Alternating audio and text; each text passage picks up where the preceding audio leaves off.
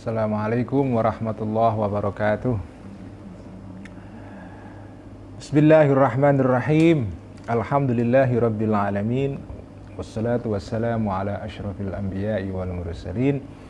Sayyidina wa habibina wa maulana wa qurrati a'yunina Muhammadin wa ala alihi wa ashabihi wa man tabi'ahum bi ihsanin ila yaumiddin. Rabbi syrah li sadri wa yassir li amri wahlul 'uqdatam min lisani yafqahu qawli. Rabbi zidna ilma warzuqna fahma, amin ya rabbal alamin. Amma ba'du.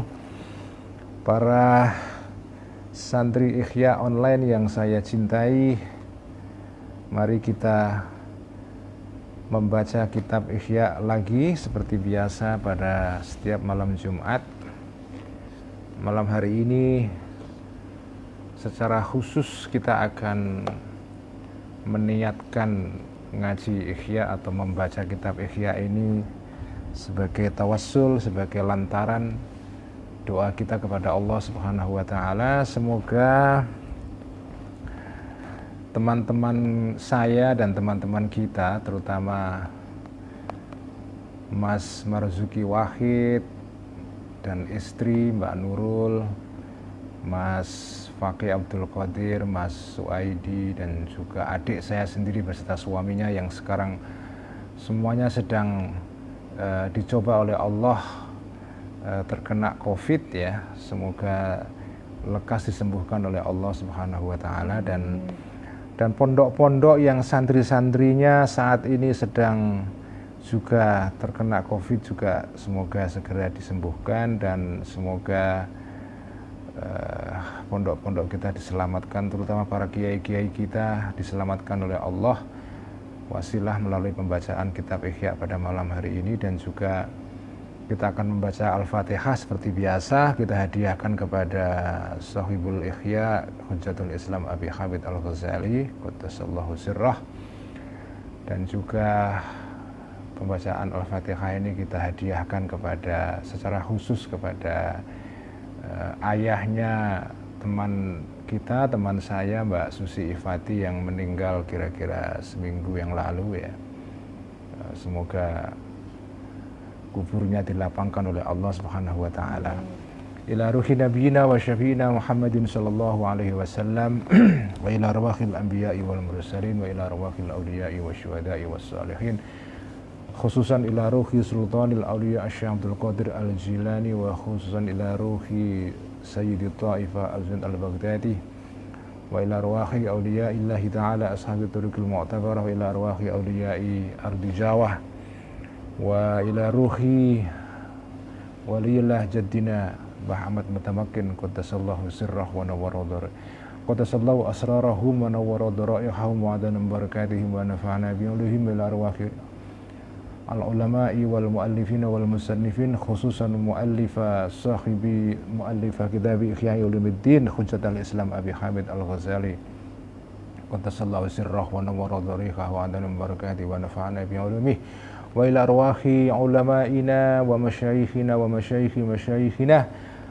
wa nakhussu khususan ulama'ana muassisi jam'iyyati Nahdlatul Ulama, wa khususan ruha Asy-Syaikh Hadratus Syekh Hasyim Asy'ari, Mbah Abdul Wahab Hasbullah, Mbah Bisri Sansuri, Kiai Asad Samsul Arifin, Kiai Abdurrahman Wahid, Kiai Yusuf Hasim, Kiai Wahid Hashim, Kiai Salahuddin Wahid, wa furu'ihim wa usulihim wa masyayikhim masyayikhim masyayikhim, wa ila arwahi abaina wa ummahatina wa ajdadina wa jaddatina wa masyayikhina wa masyayikhim masyayikhina wa asdiqaina, ghafarallahu dzunubahum wa satara ayubahum wa ya'li darajatihim, syai'un lillahi lahumul Fatihah. A'udzu billahi minasyaitonir rajim. Bismillahirrahmanirrahim. Alhamdulillahi rabbil alamin arrahmanir rahim maliki yaumiddin iyyaka na'budu wa iyyaka nasta'in ihdinas siratal mustaqim siratal ladzina an'amta 'alaihim ghairil maghdubi 'alaihim waladdallin. Amin. Bismillahirrahmanirrahim. Qala al-muallif rahimahullahu ta'ala wa nafa'ana bihi wa bi'ulumihi fid dharain amin. Rabbi yassir wa'in. Mari kita baca Ikhya di halaman 1020 ya.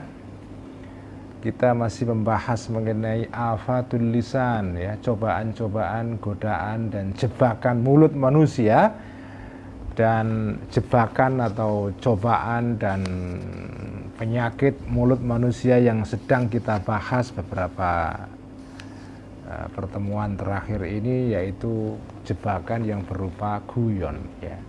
Ini adalah afatul lisan yang ke-10, ya. Godaan lisan yang ke-10 yaitu guyon, tetapi guyon yang tidak terkontrol, ya. Nah, kita akan baca kitab Ihya halaman 1020, yaitu di baris keempat dari bawah. Fa aktsaru hadhil mutayyabati, seperti biasa kitab Ihya yang saya pakai adalah edisi atau terbitan Darul Ibnu Hazm, meskipun saya juga memakai edisi-edisi yang lain, termasuk edisi yang sangat mungkin terbaik yang ada saat ini, yaitu kitab Ihya edisi Darul Minhaj, ya. Ini adalah kitab Ihya yang edisi Darul Minhaj. Ini edisi yang terbaik, tetapi saya dari awal menggunakan edisi Ihya yang Darul Ibnu Hazm. Nah, itu ada di halaman 1020 baris keempat dari bawah, yaitu pada kalimat fa aktsaru hadhil mutayyabati. Fa aktsaru hadhil mutayyabati, maka sebagian besar dari dari guyonan-guyonan ini, ya, maksudnya guyonan-guyonan Kanjeng Nabi, seperti kita baca pada bagian yang lalu, ya. Kanjeng Nabi ini walaupun ya tidak sering, tapi kadang-kadang Kanjeng Nabi itu juga guyon, ya. Dan nanti akan diceritakan oleh Al-Ghazali, ada sahabat Kanjeng Nabi yang suka guyon banget, ya. Nanti akan kita baca pada bagian akhir ini. Fa aktsaru hadhil mutayyabati, maka sebagian besar dari guyonan-guyonan atau kalimat-kalimat lembut atau, ya, guyonan. Mutayyabat ini bisa kita terjemahkan sebagai guyonan, meskipun secara harafiah artinya adalah berlembut-lembut di dalam berkata-kata kepada orang lain, ya. Mangkulatun, dikisahkan dari Kanjeng Nabi ma'an nisa'i, bersama perempuan-perempuan. Kanjeng Nabi itu guyon tidak saja kepada sahabat-sahabatnya yang laki-laki, tapi juga dengan perempuan, seperti kita ceritakan kemarin, ya. Ada perempuan datang kepada Kanjeng Nabi, sudah tua renta, kemudian tanya kepada Kanjeng Nabi, apakah saya ini bisa masuk surga, Kanjeng Nabi? Kanjeng Nabi menjawab, enggak mungkin orang jelek tua kayak kamu begitu kok masuk surga, enggak pantas itu, ya. Lalu nangis, kemudian menangis sejadi-jadinya perempuan itu, dan Kanjeng Nabi kemudian melerai, oh bukan begitu maksudnya, kamu ini nanti kalau masuk surga ya langsung jadi muda dan cantik, gitu. Jadi ya setelah itu langsung tersenyum perempuan tadi itu. Nah, ini al-mutayyabat, ya. Jadi sikap guyon, gojekan. Mutayyabat ini gojekan sebetulnya, ya. Jadi gojekan ini itu kisah-kisahnya kita dengar dari Kanjeng Nabi ini. Kanjeng Nabi gojekan ma'an nisa'i, bersama perempuan-perempuan, wasibyani, dan anak-anak, ya. Dengan laki-laki juga, jadi sahabat yang diajak guyon Kanjeng Nabi ini tidak hanya perempuan dan kanak-kanak. Wa kana dzalika, dan ada dzalika mutayyabat tadi itu minhu, dari Kanjeng Nabi Muhammad sallallahu alaihi wasallam, mu'alajatan, sebagai usaha, sebagai sebagai upaya, ya. Sebagai upaya untuk melerai lidhu'fi qulubihim, terhadap lemahnya hati mereka, ya.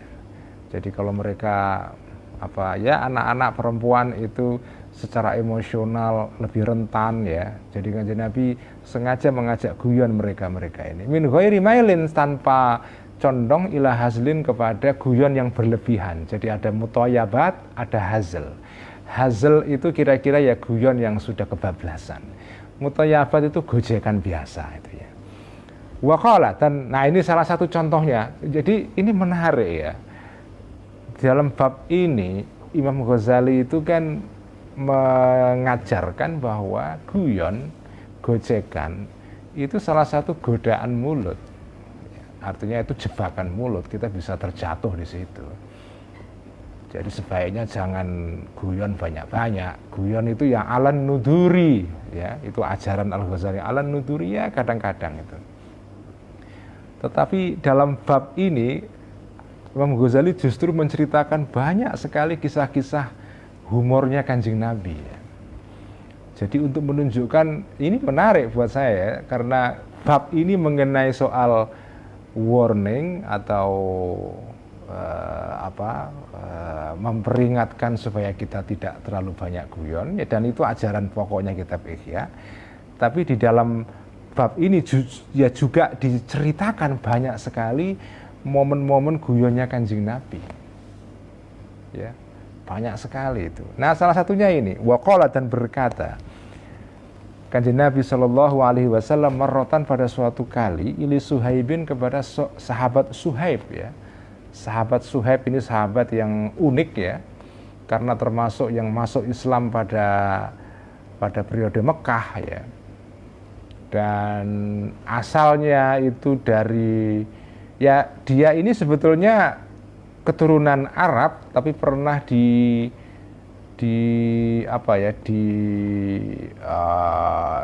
dijadikan budak ya, atau ditawan oleh pasukan Romawi di Bizantium dan kemudian dijadikan budak di sana.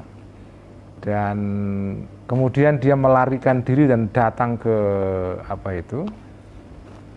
Jazirah Arab, menemui Kanjeng Nabi dan masuk Islam di sana. Karena itu disebut sebagai Suhaib ibn Sinan Ar-Rumi ya.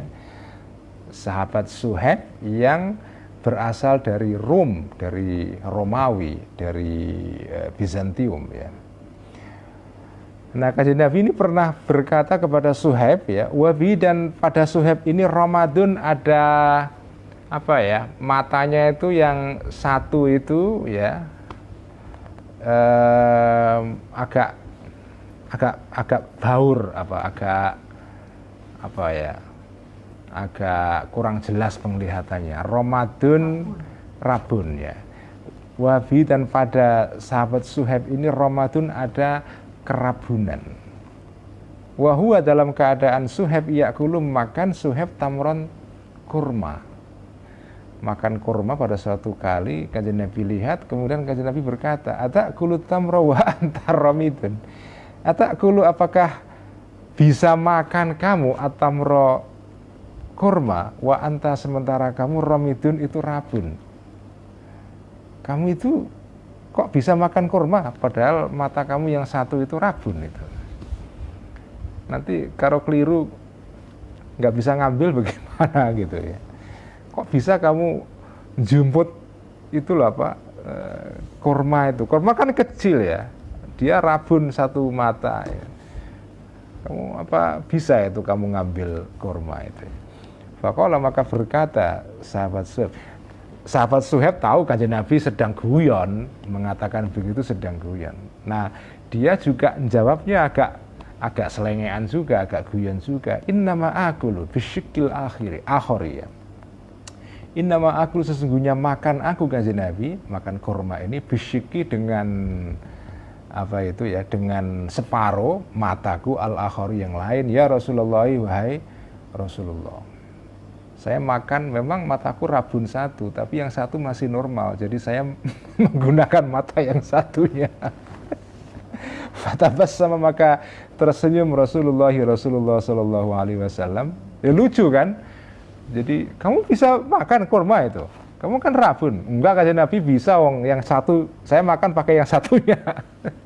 Yang satunya rabun, tapi yang satunya masih normal itu. Kanjeng Nabi langsung fatabassama, maka tersenyum Kanjeng Nabi Sallallahu Alaihi Wasallam. Qala, berkata ba'dur ruwati, sebagian perawi hadis ini, hatta nazartu, sehingga melihat aku Suhaib, maksudnya ila nawajidhi, kepada gigi yang untuk menggigit makanan itu yang apa, gigi bukan geraham, yang bagian yang apa, kalau binatang tuh yang paling tajam, taring, gigi taring ya. Ila nawajidi, kepada gigi-gigi taringnya Kanjeng Nabi, sampai aku bisa melihat itu, kelihatan gigi taringnya Kanjeng Nabi itu, saking ketawanya atau senyumnya itu lebar itu. Saya bisa kok Kanjeng Nabi makan pakai mata yang satunya.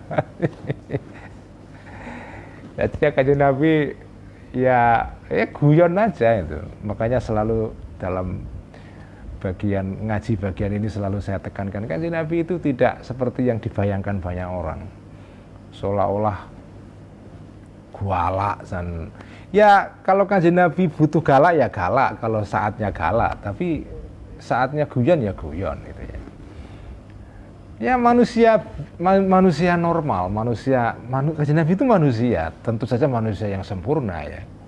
Tapi ya manusia dengan segala sifat-sifat kemanusiaan, guyon, gojekan, kadang marah, ya, kadang sedih, kadang nangis, ya, kadang romantis kepada istrinya, ya, kadang main dengan kanak-kanak itu ya. Artinya sosok Kanjeng Nabi itu penuh warna, jadi layer-layernya itu berlapis-lapis itu.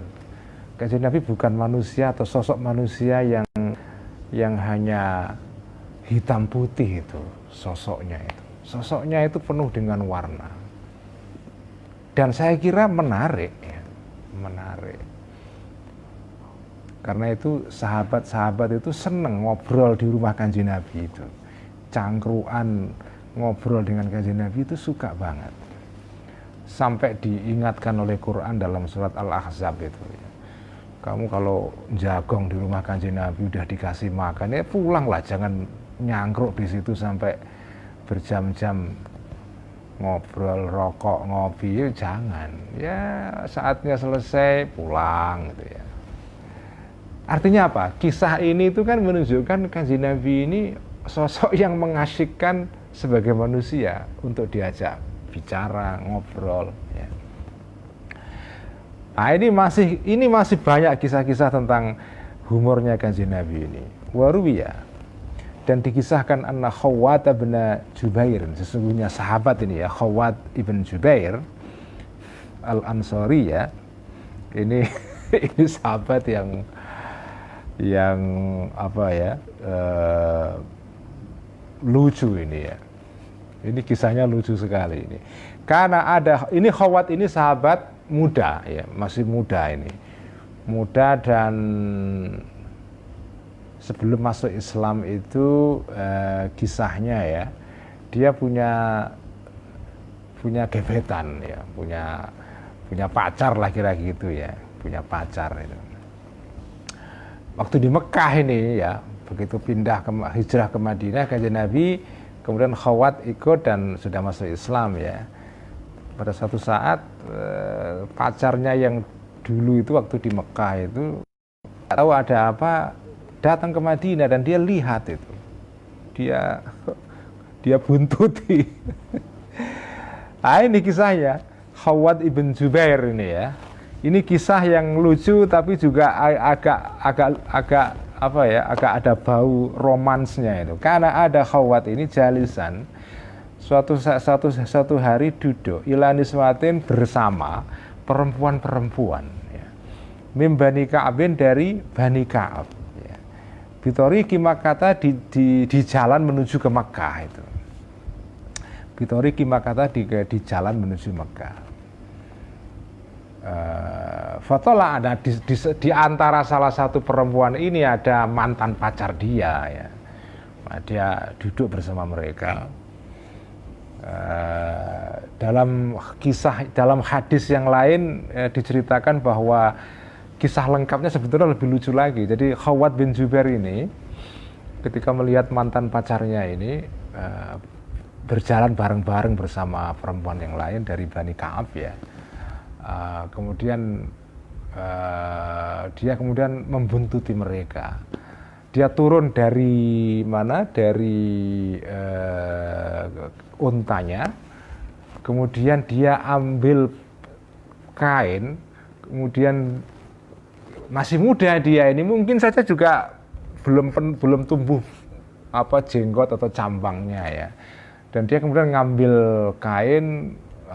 kain untuk menutupi tubuhnya supaya dia kelihatan seperti perempuan. Kemudian dia bergabung bersama perempuan-perempuan itu, bersama mereka ya supaya dekat dengan mantan pacarnya itu ya. Jadi dia menyamar dengan memakai baju abaya atau apa begitu ya. Nah, itu dalam hadis yang lain dikisahkan begitu. Jadi dia pakai pakaian menyamar, sehingga karena kan kalau kumpul dengan perempuan begitu saja kan mesti mereka lari kan. Jadi kemudian menyamar, kemudian bergabung dengan perempuan-perempuan itu ya. Fatola'a, maka melihat alaihi terhadap Khawwat ini Rasulullah sallallahu alaihi wasallam. Nah, ketika Nabi melihat Khawwat walaupun menyamar, Nabi bisa mengenali ya. Mengenali. Faqala, maka berkata kanjeng Nabi, ya Aba Abdillah, wahai Abu Abdillah, maksudnya Khawwat bin Zubair ya. Malaka ma'an niswati ya. Malaka, artinya ini dia sudah punya anak ya, masih muda cuma sudah punya anak namanya Abdullah, jadi sudah nikah bersama perempuan yang lain ya. Nah, dia sudah punya anak namanya Abdullah, maka disebut dengan Aba Abdillah, wahai ayahnya Abdullah, maksudnya ya Khawwat bin Zubair ini. Malaka, apakah bagimu, apa yang terjadi padamu ma'an niswati, bersama perempuan-perempuan, ngapain kamu kok cangkruan duduk bersama perempuan-perempuan itu. Nah, Khawwat bin Zubair nggak menyangka kanjeng Nabi bisa mengenali dia, padahal dia sudah menyamar pakai pakaian menutup seluruh tubuhnya, pakai abaya atau segala macam. Kanjeng Nabi masih mengenal, dan dia nggak siap dengan jawaban, malu kan, tiba-tiba dia duduk bersama perempuan-perempuan itu. Mungkin juga kaget perempuan-perempuan, oh ternyata laki-laki. Ternyata laki-laki bukan perempuan ini ya.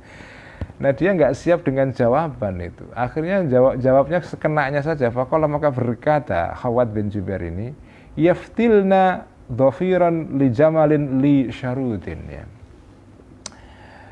Yaftilnya ini loh kanjeng Nabi, yaftilnya pada merendah atau apa namanya Mbak Admin, merendah, merajut ya. Ini kanjeng Nabi, perempuan-perempuan ini lagi merajut dhafiran rajutan dari rambut ya, rambut manusia. Ini mereka lagi bikin bikin tali gitu ya. Dhafiran, tali, li jamalin, untuk unta, li bagiku ontaku, syarudin yang liar, yang berot, yang susah dikendalikan. Ini loh, saya ini nunggu perempuan-perempuan ini nganyam tali ya, untuk nanti mengikat ontaku yang susah dikendalikan itu ya. Padahal ontanya dia ya tidak onta yang liar, tidak onta yang nakal, yang susah dikendalikan. Ya ini jawaban sekenanya saja. Tapi dalam istilah orang Jawa, ini jawaban yang pari keno ya. Jadi seolah-olah ngarang-ngarang saja, tapi tepat sasaran. Karena maknanya itu adalah perempuan-perempuan ini sedang merajut tali untuk mengikat unta yang liar. Unta ini siapa ya? Diri dia, yaitu Khawwat bin Zubair ini. Jadi saya menunggu perempuan-perempuan itu untuk mengikat diriku supaya saya nggak, nafsuku ini supaya nggak liar, sehingga tidak nakal itu. Jadi ini jawaban sekenanya tapi kena. Ya. Jadi guyon pari keno kena sasaran itu. Mungkin juga Khawwat tidak sadar juga ya, ngarang-ngarang saja tapi kena itu. Qala, berkata rawi hadis ini atau Khawwat bin Zubair, famadha, maka berlalulah Rasulullah Sallallahu Alaihi Wasallam li hajati untuk menunaikan hajatnya kanjeng Nabi, yaitu hajat ke belakang ya. Ada kemudian kembalilah kanjeng Nabi setelah kanjeng Nabi selesai dengan hajatnya, menunaikan hajatnya kembali. Faqala, maka berkata kanjeng Nabi lahu kepada Khawwat, ya Aba Abdillahi, masih di situ ternyata dia belum pergi itu, masih bersama perempuan-perempuan itu. Ya Aba Abdillahi, wahai Aba Abdullah, wahai Aba Abdillah, ama taraka dzalikal jamalu asyirada ba'du ya. Loh, ontamu ini belum selesai ya, liarnya atau nakalnya belum bisa dikendalikan ini. Amataroka, apakah tidak meninggalkan dzalikal jamalu, ontamu itu, asyirada atau asyarada, liarnya, ba'du, setelahnya. Maksudnya, apakah belum bisa dikendalikan? Oh, masih nakal ya? Kok maksudnya kanjeng Nabi juga jawabannya langsung tepat sasaran. Loh, kamu masih di situ bersama perempuan-perempuan itu, kamu belum bisa mengendalikan diri kamu ya, kok masih di situ gitu ya. Jadi yang dimaksud dengan onta di sini ya maksudnya ya Khawwat itu sendiri, Khawwat yang tidak bisa mengendalikan dirinya dan duduk bersama perempuan-perempuan itu. Wah, diucapi begitu sama kanjeng Nabi ya Khawwat malu kan. Qala, berkata Khawwat, fasakatu, maka diam aku, wastahya itu, dan malu ya. Artinya kayak kalau bahasa Inggrisnya busted ketahuan dan kemudian malu itu ya. Huwa kuntu, dan ada aku ba'da dzalika, setelah peristiwa ini, anfaridu, menyendiri aku atau memisahkan diri aku minhu, dari kanjeng Nabi, kullama ra'aitu, setiap melihat aku kepada kanjeng Nabi, karena hayaan, malu, minhu, dari kanjeng Nabi. Setiap ketemu kanjeng Nabi dia melipir itu karena ingat peristiwa yang lucu itu kan, pakai menyamar duduk bersama perempuan-perempuan itu ya. Terus dia jawab yang agak sekenanya saja, tapi ternyata jawaban itu mengenai sasaran dan bikin dia malu ya. Hatta qadimtu, sehingga datanglah aku al-Madinah, ke Madinah, wa ba'da ma qadimtu, maksudnya hijrah ya, bergabung dengan kanjeng Nabi, wa ba'da ma qadimtu. Dan ini mungkin kisah yang di Mekah ini kisah sebelum dia masuk Islam sebetulnya ya. Sebelum masuk Islam ini. Jadi Khawwat pada saat sebelum masuk Islam. Jadi kejadian di Mekah ini, kejadian dia duduk bersama perempuan-perempuan ini dan ketahuan kanjeng Nabi itu kejadian ketika dia belum masuk Islam. Kemudian dia masuk Islam dan hijrah ke Madinah. Nah, wa ba'da ma qadimtu, setelah datang aku ke Madinah, kota Madinah, qala, berkata kanjeng Nabi, berkata Khawwat ya, fara'ani, maka melihatlah kanjeng Nabi ini kepadaku, fil masjid, di masjid, yauman, pada suatu hari, usolli, salat aku. Pada suatu waktu salat di Madinah ya. Kemudian saya salat di Masjid Nabawi maksudnya ya. Kanjeng Nabi tahu. Nah, dilalah aja kanjeng Nabi ini ya mungkin supaya dia tidak kiko atau apa ya. Jadi ngajak guyon lagi, fajalasa, maka duduklah kanjeng Nabi ilayya, di sampingku. Pada saat Khawwat masih sholat, kanjeng Nabi duduk di sampingnya. Masih sholat itu ya. Nah, karena dia malu, masih ingat peristiwa yang di Mekah itu. Fatawal tuh, maka memanjang-manjangkan sholat aku. Nggak disalam-salamin, dipanjangin supaya nggak malu aja. Supaya tidak segera ngobrol dengan kanjeng Nabi dan diingatkan peristiwa itu. Faqala, maka berkata kanjeng Nabi, la tutawil, jangan dipanjang-panjangin lah sholatnya ya. Fa inni, karena sesungguhnya aku, antadhiru, menunggu aku kepadamu. Nggak usah dipanjang-panjangin, tak tunggu. Ini kanjeng Nabi duduk di sampingnya Khawwat ini. Ya. Udah gitu sambil dikomentari, sudahlah nggak usah dipanjang-panjangin sholatnya lah. Kok sok khusuk segala itu, udah saya tunggunya di sini. Gitu. Falam masalam tuh, maka ketika salam aku, qala, berkata kanjeng Nabi, ya Aba Abdillah, wahai Aba Abdillah, masih ingat komentar yang dulu Kanjeng Nabi ini, ama taraka dzalikal jamalu asyirada ba'du, ya. Ama taraka, apakah belum meninggalkan dzalikal jamalu, onta itu, maksudnya onta itu tuh onta yang dulu kamu ceritakan yang katanya onta yang liar, yang ontamu yang susah dikendalikan itu, asyirada keliarannya ba'du setelahnya, artinya apakah belum bisa dikendalikan? Maksudnya di sini Kanjeng Nabi ya, apakah kamu belum bisa mengendalikan diri kamu wahai Khawwat, gitu ya. Qala berkata Khawwat, fasakattu maka diam aku, wastahya itu dan malu aku, malu. Padahal ini kan ya peristiwa ini kan peristiwa yang lucu sebetulnya kan. Jadi Kanjeng Nabi kayak mengingatkan Khawwat kepada peristiwa lucu di masa lampau, dan ya mungkin untuk mencairkan suasana ya. Faqama, maka berdirilah Kanjeng Nabi, wa kuntu, dan ada aku, ba'da dzalika, setelah peristiwa ini, anfaridu, menyendiri aku, minhu, dari Kanjeng Nabi, saya menjauh dari Kanjeng Nabi. Jadi dia berusaha tidak dilihat Kanjeng Nabi. Pergi ke Masjid Madinah ya pokoknya kalau bisa melipir tidak kelihatan itu. Tapi ya bagaimana, karena sudah tinggal di Madinah, pasti kan pada suatu waktu ya akan ketemu Kanjeng Nabi, hatta lahiqa, sehingga menyusullah ya Kanjeng Nabi ini kepadaku yauman, pada suatu hari, wahwa, dalam keadaan Kanjeng Nabi ala khimarin, naik keledai. Wa qad ja'ala, dan telah menjadikan Kanjeng Nabi rijlaihi, kedua kakinya Kanjeng Nabi, min syikin, dari satu sisi, wahidin, yang satu. Artinya naik keledai, apa namanya kalau kayak perempuan naik motor digoncengin itu, apa? Nyemplo bahasa Jawa. Nyemplo ya. Miring gitu kan? Miring artinya tidak nyelakang gitu ya. Nyamping. Tidak nyelakang gitu. Kanjeng Nabi naik keledai tapi tidak menyelakang, tapi nyamping gitu.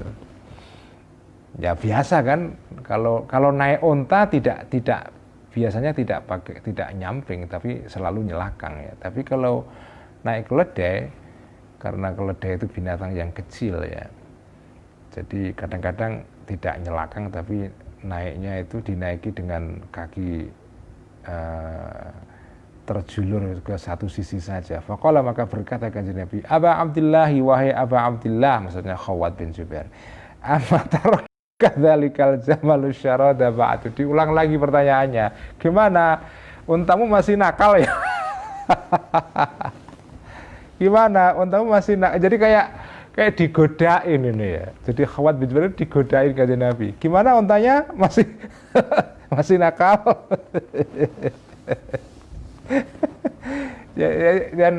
dan ketemu begini berulang-ulang, dan Kanjeng Nabi bertanya yang sama ya. Gimana untanya masih nakal? Maksudnya unta di sini ya unta yang kalau rujukan awalnya ya unta yang dikatakan oleh Khawwat pada peristiwa pertama, yaitu unta yang karang-karangan dia. Tapi ini maksudnya Kanjeng Nabi ya unta itu ya dirinya Khawwat ini. Gimana kamu sudah berhasil mengendalikan diri kamu, unta kamu, maksudnya begitu. Tapi ini kan nadanya guyon kan. Gimana? Untanya masih nakal?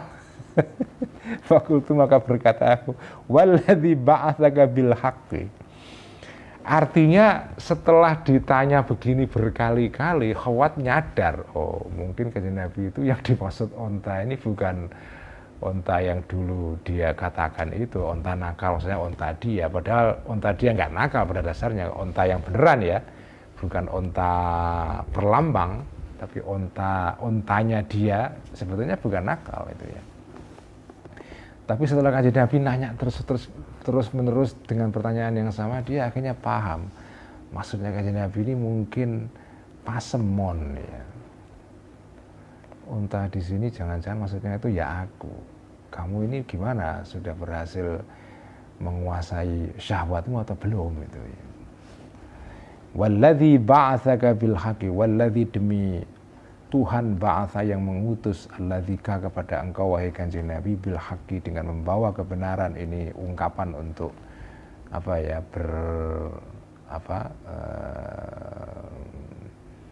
ungkapan orang yang apa itu apa namanya, bersaksi, bukan bersaksi ya, tapi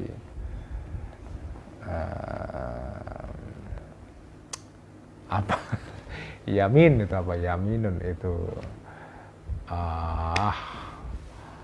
apa namanya, berkata wallahi, wallahi itu apa namanya, bersumpah ya, ungkapan orang bersumpah. Walladzi ba'atsaka bil haqqi, swear ya, swear kanjeng Nabi, masyarata mundu aslam tuh, masyarata sudah tidak nakal lagi ontanya ini, mundu aslam tuh sejak aku masuk Islam. Memang dulu ontaku liar kanjeng Nabi sebelum masuk Islam, sehingga saya duduk bersama perempuan-perempuan itu sambil nyamar ya. Tapi sejak saya masuk Islam, ontanya sudah tenang kanjeng Nabi ini. Faqala, maka berkata kanjeng Nabi, Allahu Akbar, Allahu Akbar. Kanjeng Nabi senang, akhirnya Khawat paham kata-kata kanjeng Nabi. Pertanyaan kanjeng Nabi itu bau guyon, tapi guyon yang ada maknanya. Maksudnya unta nakal itu bukan unta beneran, tapi unta diri kamu itu loh. Unta kamu gimana, masih nakal atau tidak? Itu.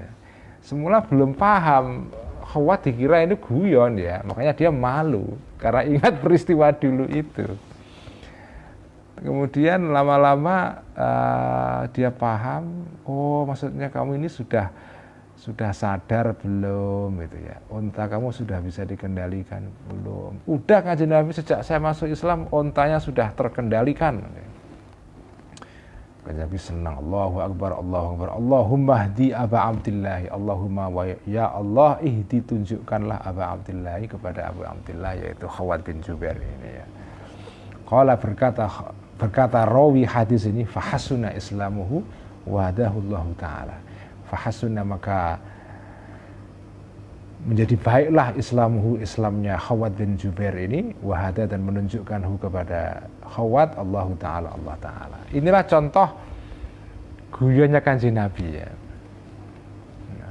Nah ini ada guyon yang jauh lebih tanda kutip ekstrim lagi ini. Wakana, dan ada Nu'aimanu, sahabat Nu'aiman ibn Amr al-Ansari, al-Ansariyu, ini sahabat yang terkenal suka guyon. Ya. Nanti kalau kita baca ini guyonnya agak sedikit apa, rada nakal banget ini. Sahabat Nu'aim ini rajulan, seorang laki-laki mazzahan yang suka guyon. Wakana, dan ada Nu'aiman ini ya, yashrabu, dan selain dia suka guyon juga suka minum arak, suka minum khamr itu ya. Wakana, dan ada Nu'aiman yashrabu ini suka minum arak itu.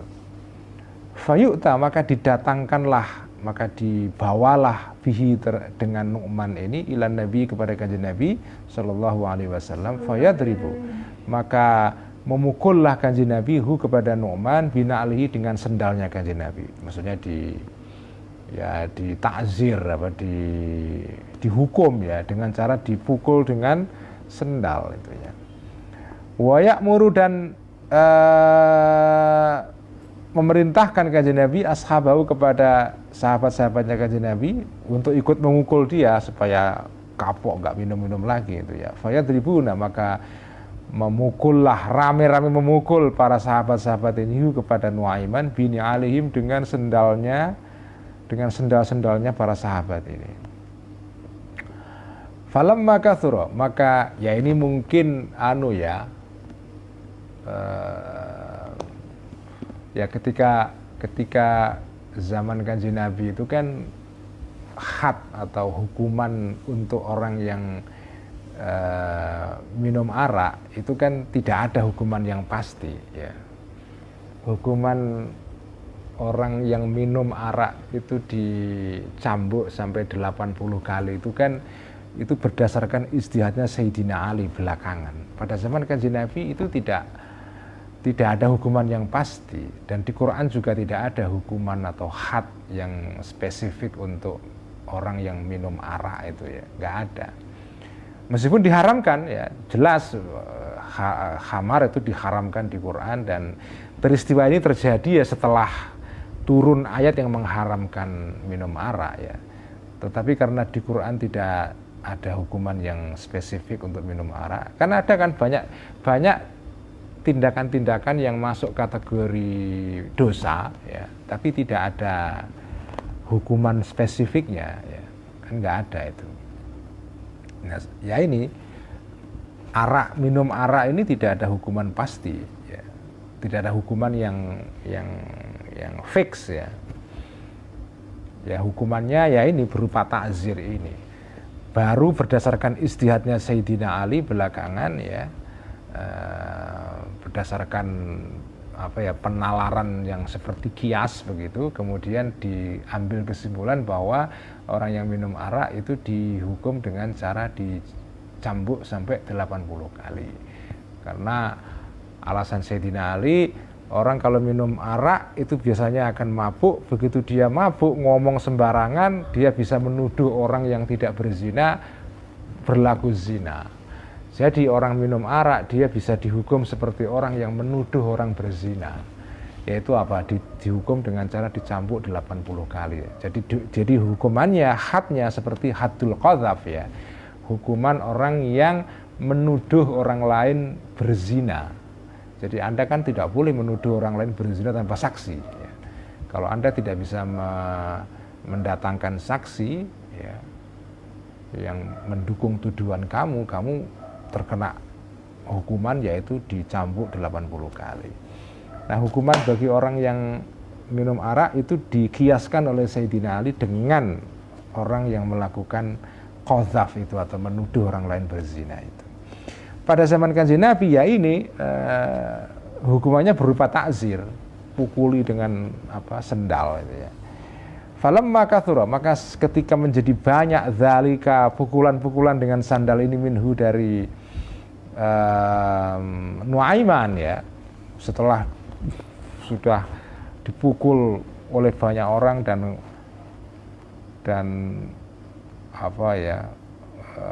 kapok-kapok kira-kira gitulah. Qala, maka berkata lahu kepada Nuaiman, rajulun, seorang laki-laki, min ashabin Nabi, dari sahabat-sahabatnya Kanjeng Nabi sallallahu alaihi wasallam. La'anakallahu, semoga melaknatkah kepada engkau Allah.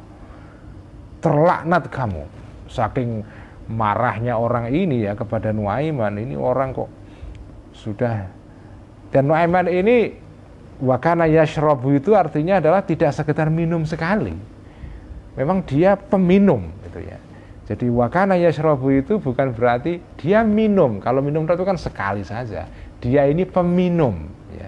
Jadi makna wakana yashrabu itu, dan dia meminum artinya sebagai kebiasaan dia.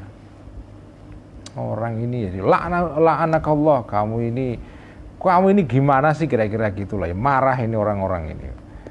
Nah, marahnya dengan melaknat, dan itu sudah keterlaluan. Kalau sudah melaknat itu, faqala, maka berkata lahu kepada rajul ini an-nabi, Kanjeng Nabi sallallahu alaihi wasallam, la taf'al, jangan melaknat dong, udah di takzir dengan dipukul dengan sendal saja, enggak usah dilaknat ya. Karena karena sesungguhnya Nuaiman itu yuhibbu, mencintai Nuaiman ini Allah, kepada Allah, wa rasulahu, dan utusannya Allah. Dia ini sebetulnya orang yang cinta Allah dan Rasulnya. Meskipun dia ini peminum ya, tapi dia ini orang yang cinta Allah dan Rasulnya. Nah, kenapa Kanjeng Nabi mengatakan Nuaiman itu mencintai Nabi? Maksudnya dia mencintai aku. Dia ini orang baik sebetulnya. Karena ada kisah ya. Nah, kisahnya ini yang lucu ini.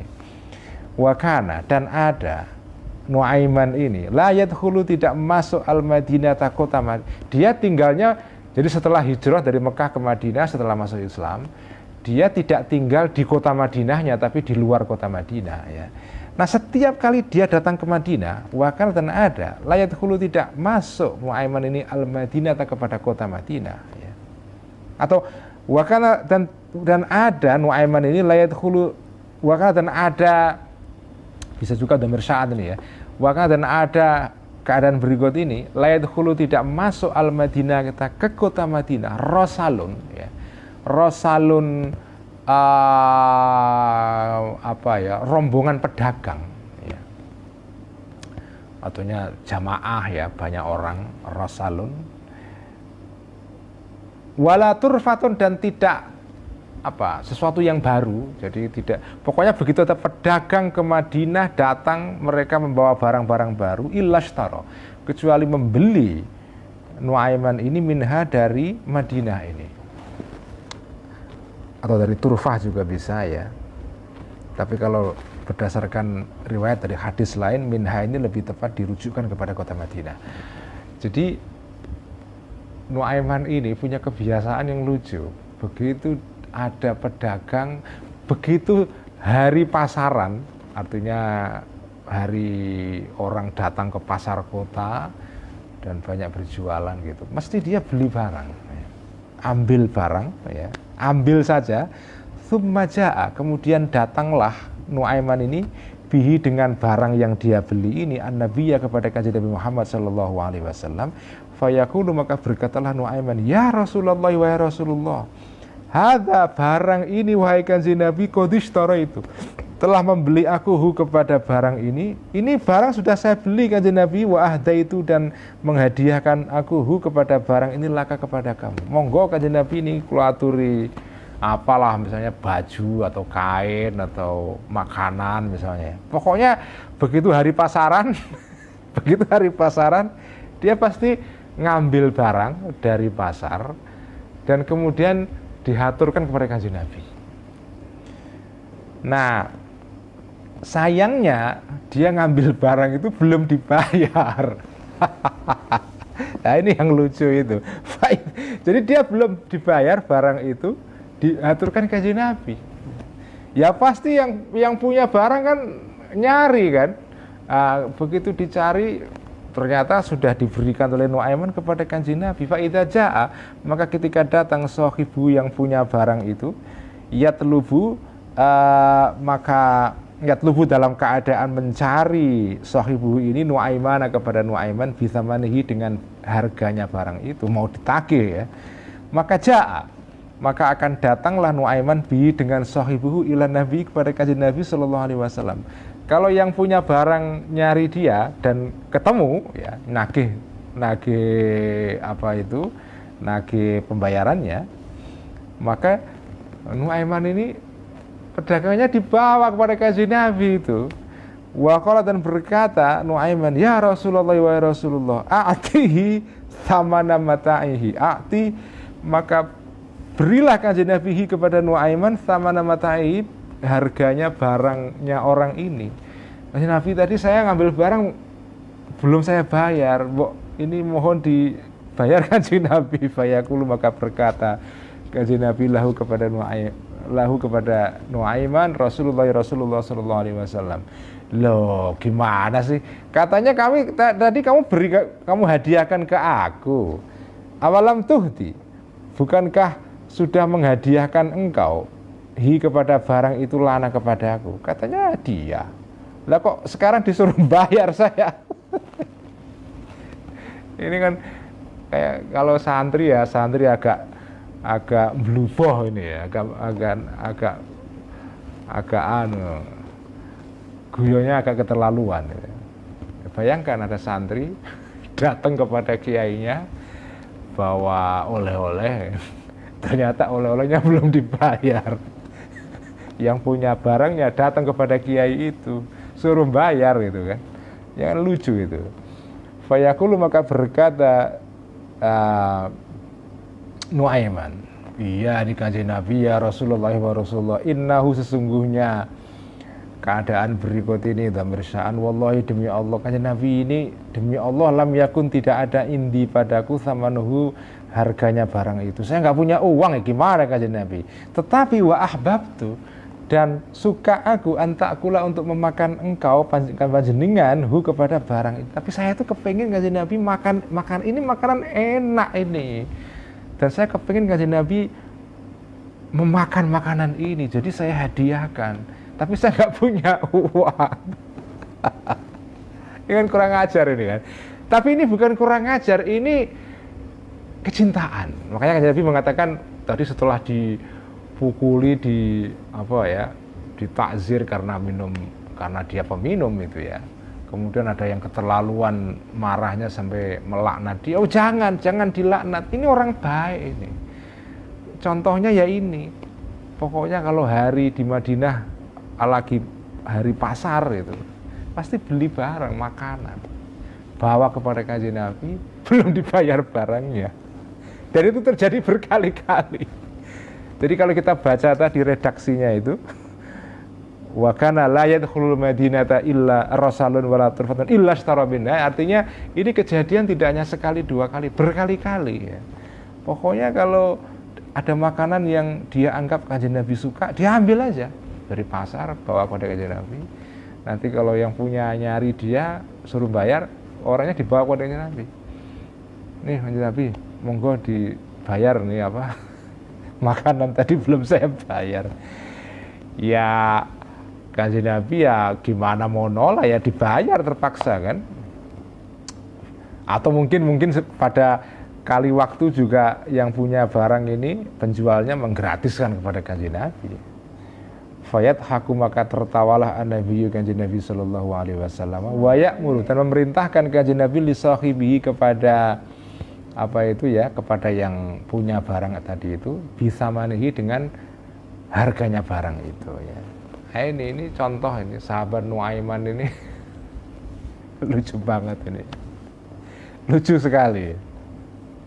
Bahkan kalau terjadi sekarang pun ini juga lucu banget sebetulnya ya. Anda bayangkan ada santri berlaku seperti ini kepada kiainya, kira-kira gimana ya? Ada santri yang kepingin, yang nggak tega melihat kiainya kemana-mana kok naik bis umum gitu kan, kemudian dia carikan mobil misalnya aja ya, carikan mobil, bawa kepada kiainya, ini ada mobil nih, kasihan kiai kok kemana-mana, masa naik angkutan umum ini supaya enak nyaman, ini saya hadiahi mobil jenengan. Setelah beberapa hari dealernya datang menagih mobilnya itu. Kiainya ya kaget loh, katanya hadiah kok disuruh bayar. Santrinya bilang misalnya, ya saya nggak punya, saya hanya kasihan kiai supaya nggak kemana-mana, nggak naik angkutan umum, jadi saya hadiahi mobil, cuma belum saya bayar. Ini santri kurang ajar gitu. Nah, ini terjadi kepada Kanjeng Nabi ini dilakukan oleh sahabatnya yang suka guyon ini, Nuaiman. Dan ini peristiwa Nuaiman guyon dengan Kanjeng Nabi tidak sekali dua kali juga ya, ada momen-momen yang lain yang dia juga guyon dengan Kanjeng Nabi dengan cara yang mirip-mirip seperti ini ya. Tapi Kanjeng Nabi seneng, tertawa saja. Dan salah satu hadis yang terkait dengan guyonnya Nuaiman bin Amr al-Ansari ini adalah hadis yang dikisahkan oleh istrinya Kanjeng Nabi sendiri, Ummu Salamah. Ummu Salamah pernah menceritakan juga tentang Nuaiman ini. Artinya orang sudah tahu semua, ini Nuaiman ini memang orang yang suka gojekan ini. Ini semua fahadhi, maka inilah mutoyabatun, gojekan-gojekan ya, yubahu yang dibolehkan, mithluha sebangsa gojekan ini, ala nuduri asal ya, kadang-kadang saja, jangan terlalu berlebihan itu ya. La alat dawami, bukan selalu, jadi jangan selalu guyon seperti ini. Karena kalau terus-menerus gojekan seperti ini ya sudah lain masalahnya ya. Wal muwadzabatu, dan terus-menerus alaiha, terhadap mutoyabah seperti ini, hazlun, masuk dalam kategori guyonan yang kebablasan, madzmumun, yang dicela. Wasababun, dan bisa menyebabkan ya, atau menjadi sebab lidhohki, kepada ketawa yang berlebihan, al-mumiti, yang bisa mematikan, lil qalbi, kepada hati manusia itu ya. Saya jadi ingat kisah yang ini soal Nuaiman kembali ya. Ini lucu banget, saya baca ini ketawa sendiri itu ya. Saya ingat cerita yang pernah dikisahkan oleh Abah, oleh Gus Mus ya, tentang Mbah Bisri. Jadi Mbah Bisri itu punya lingkaran pertemanan beberapa orang gitu ya, teman akrab lah, sohib yang akrab sekali. Salah satunya ini ada teman yang ya gini, orangnya bluboh, kalau bahasa panturanya itu bluboh. Bluboh itu ya suka guyon yang kadang-kadang di luar batas itu ya. Saya lupa namanya, Mukhtar atau siapa namanya temannya Mbah Bisri ini ya. Mbah Bisri ini ayahnya Gus Mus ya. Suatu hari temannya Mbah Bisri ini ya, namanya Mukhtar atau siapa, melihat ada pedagang, ini di Rembang ini ya, di kota Rembang ini. Pada suatu hari dia melihat ada pedagang sate babi. Sate babi. Jadi ya pada zaman itu masih ada orang jualan sate babi ya. Kemudian dipanggil, Kang, itu loh ada orang yang pengen makan sate babi gitu. Siapa? Itu loh sana rumahnya di Leteh, nggak tahu jalan apa ketika itu namanya, pokoknya di Leteh rumahnya di sini, cuman datang aja itu. Ternyata rumahnya Mbah Bisri. Pedagang sate babi ini datang ke rumah Mbah Bisri itu. Assalamualaikum. Mbah Bisri keluar dari rumah, nanya, loh apa ini? Ini katanya jenengan ngeresake sate babi. Mbah Bisri ketika melihat tukang sate babi ini datang sudah ngerti ini pasti kerjaan si Mukhtar ini. Mukhtar atau siapa ini? Mas pasti ini kurang ajar orang satu ini. Kemudian Mbah Bisri langsung dia mikir ini gimana cara balas orang ini. Lain hari temannya ini datang, si Mukhtar ini datang ke rumah Mbah Bisri ya, biasa kan sering dolan. Pada saat datang ini ada tamu-tamu yang lain banyak di ruang tamunya Mbah Bisri. Kemudian Mbah Bisri masuk ke dalam, bilang kepada santri di belakang yang suka membikinkan minuman, nanti ini tamu-tamu dikasih kopi semua, ditutup cangkirnya kopi semua, tapi nanti sisakan satu cangkir ya, ditutup tapi jangan diisi kopi. Pokoknya cangkir kosongan. Nanti kasih ke Pak itu yang duduk di pojok itu. Kemudian santri membawa kopi-kopi itu disuguhkan ke tamu semua, termasuk ke ini temannya Mbah Bisri yang kurang ajar ini. Kasih udah dikasih itu cangkir yang kosong itu, tapi ditutup kan, jadi nggak kelihatan kalau nggak ada kopinya. Mbah Bisri kemudian keluar lagi, kemudian ya dimanggake semua tamu, monggo diminum semua, kersake ini ya, semua minum. Mukhtar ini buka cangkirnya, isinya kosong, nggak ada kopinya.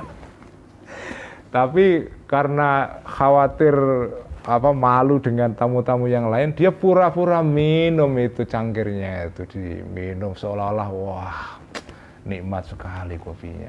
Dan Mbah Bisri nanya, gimana Mukhtar, kopinya enak? Wah, enak aja, iya enak ini. Padahal nggak ada kopi. Jadi ya kayak gitu. Jadi ya ini terjadi pada Kanjeng Nabi kayaknya. Tentu saja lain ceritanya, tapi kira-kira kisah yang terjadi dengan sahabat Nuaiman ibn Amr al-Ansari itu kayak gitu ya.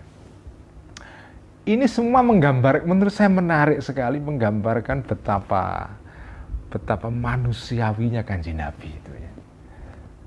Betapa ya Kanjeng Nabi ini ya manusia ya. Jadi ya normal ya, suka guyon tapi ya terkendali, artinya sak madya ya.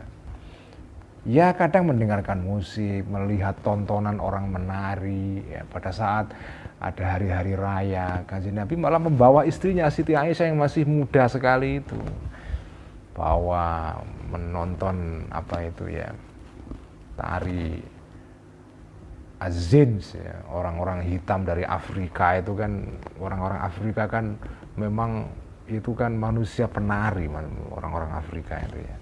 Jadi pada saat-saat hari raya begitu, Nabi minta itu orang-orang kulit hitam ya, orang-orang Afrika, Ethiopia, Somalia gitu, suruh menari, dan Kanjeng Nabi nonton ya, untuk ya karena ini hari raya jadi ya senang-senang. Ada musik tetabuhan ya. Kanjeng Nabi main dengan anak-anak ya. Bahkan sampai menjulurkan lidahnya, kemarin kita kisahkan kan, Kanjeng Nabi pernah menjulurkan lidahnya kepada Sayyidina Hasan ya, cucunya, putranya Sayyidina Ali. Dan anak-anak ketika melihat Kanjeng Nabi menjulurkan lidahnya, mereka senang semua lihat lidahnya Kanjeng Nabi menjulur itu melet kalau bahasa Jawanya ya, dimelet kayak gitu, melet itu. Ya itulah Kanjeng Nabi ya. Jadi tapi juga pada saatnya serius ya serius ya.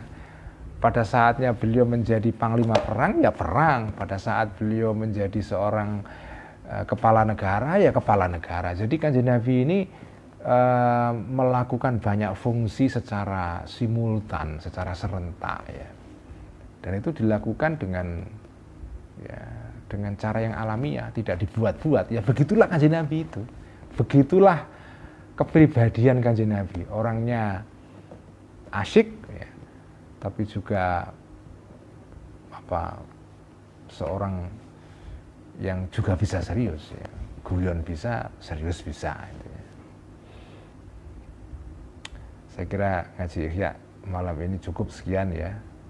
Karena sudah di ujung bab, jadi nanti kita sambung minggu depan dengan bab berikutnya, yaitu jebakan atau godaan lisan yang ke-11, yaitu nyinyir dan suka ngenyek orang lain, as-sukhriyah wal istihza. Ini godaan lisan yang sangat relevan kita bahas dalam situasi sekarang ya, as-sukhriyah wal istihza.